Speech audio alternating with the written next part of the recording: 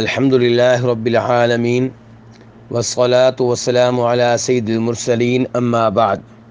ذی الحجہ کے ابتدائی 10 دن بہت زیادہ فضیلت والے دن ہیں، جیسا کہ نبی علیہ الصلاۃ والسلام فرماتے ہیں کہ اللہ تبارک و تعالیٰ کو نیک اعمال جتنے ان 10 دنوں میں محبوب ہوتے ہیں اتنے اور دنوں میں محبوب نہیں ہوتے، اس لیے ان 10 دنوں میں خصوصی طور پہ نیک اعمال کرنے کی کوشش کرنی چاہیے۔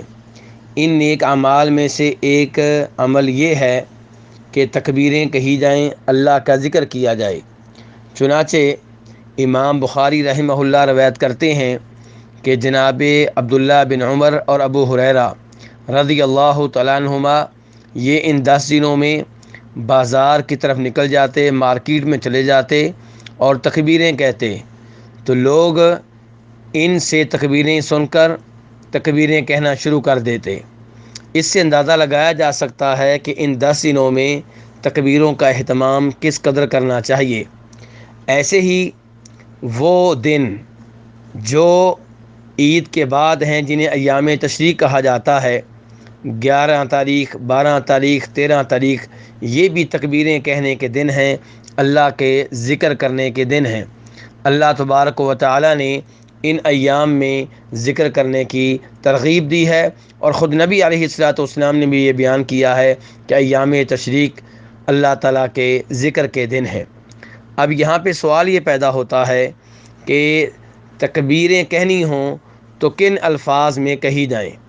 تو گزارش یہ ہے کہ اس معاملے میں نبی علیہ الصلاۃ والسلام سے کوئی ایسی حدیث نہیں ملتی جو صحیح سند سے ثابت ہو اور جس سے پتہ چلتا ہو کہ نبی علیہ الصلاۃ والسلام نے تکبیروں میں کون سے الفاظ کہے ہیں۔ اس بارے میں جو بھی روایات آتی ہیں وہ ضعیف ہیں اور ثابت نہیں ہیں، اس لیے تکبیروں میں کوئی بھی الفاظ کہے جا سکتے ہیں، لیکن وہ الفاظ جو نبی علیہ الصلاۃ والسلام کے صحابہ کرام سے ثابت ہیں وہ سب سے بہتر ہیں۔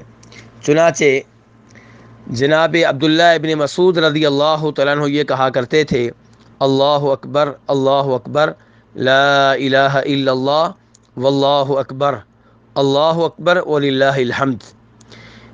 ان الفاظ کو امام ابن ابی شیبہ رحمہ اللہ نے عبداللہ ابن مسعود رضی اللہ عنہ سے روایت کیا ہے، اور شیخ البانی رحمہ اللہ نے انہیں ارواء الغلیل میں درست اور صحیح قرار دیا ہے۔ ایسے ہی جناب عبداللہ ابن عباس رضی اللہ تعالیٰ عنہما کہا کرتے تھے، اللہ اکبر، اللہ اکبر، اللہ اکبر وللہ الحمد، اللہ اکبر واجل، اللہ اکبر علی ما ہدانا۔ ان الفاظ کو امام بہقی رحمہ اللہ نے روایت کیا ہے، اور شیخ البانی رحمہ اللہ نے ارواء الغلیل میں صحیح قرار دیا ہے۔ تو اس لیے تکبیرات میں وہ الفاظ جو نبی علیہ الصلاۃ والسلام کے صحابہ کرام سے ثابت ہیں وہ زیادہ بہتر ہیں، انہیں اپنانے کی کوشش کرنی چاہیے۔ واللہ تعالی اعلم۔